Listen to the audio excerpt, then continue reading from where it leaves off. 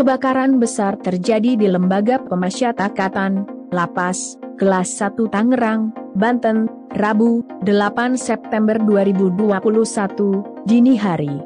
Sebanyak 41 orang narapidana dilaporkan tewas dalam kebakaran itu, puluhan lainnya mengalami luka-luka. Insiden itu juga mendapat atensi dunia melalui pemberitaan berbagai media asing. Sorotan mereka tertuju pada kelebihan penghuni dan usangnya sistem kelistrikan lapas. Dalam artikel yang berjudul At least 41 prisoners, some trapped in cells, die in a fire in Indonesia, New York Times menuliskan, penjara itu bergulat dengan kelebihan penghuni.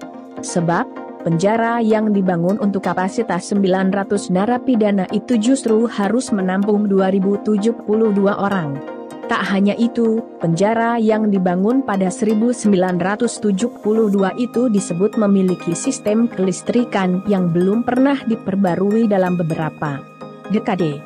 Media yang berbasis di AS itu juga menuliskan, hanya ada 13 penjaga yang tersedia untuk memantau ribuan penghuni di setiap shift. Hal itu berdasarkan keterangan Kepala Bagian Humas dan Protokol Ditjenpas, Rika Aprianti. Kebakaran tersebut kemungkinan akan memicu perdebatan di Indonesia tentang keadaan sistem penjara, tulis New York Times. Dengan mengutip data dari Human Rights Watch, New York Times menyebut Indonesia memiliki sekitar 270.000 narapidana atau 2 kali lipat kapasitas sistem. Sementara itu, Reuters dalam artikelnya berjudul Fire Kills 41 in Overcrowded Indonesia Prison Block menyoroti warga negara asing yang turut menjadi korban. Mereka berasal dari Afrika Selatan dan Portugal.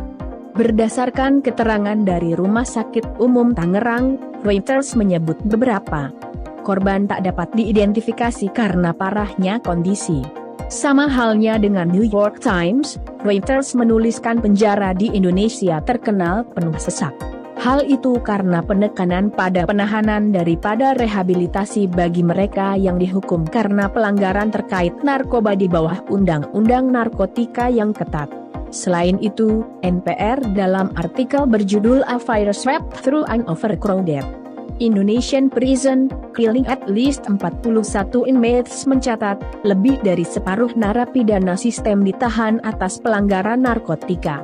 Jika pemerintah Indonesia tidak mengubah kebijakannya, jumlah narapidana akan mencapai 400.000 dalam 5 tahun mendatang.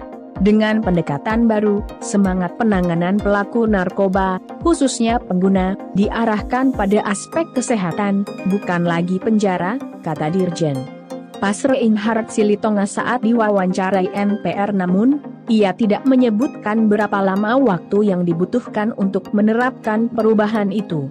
Terima kasih telah menonton info hot terkini, terus dukung channel kami dengan cara like, subscribe, dan share. Sampai jumpa di video selanjutnya.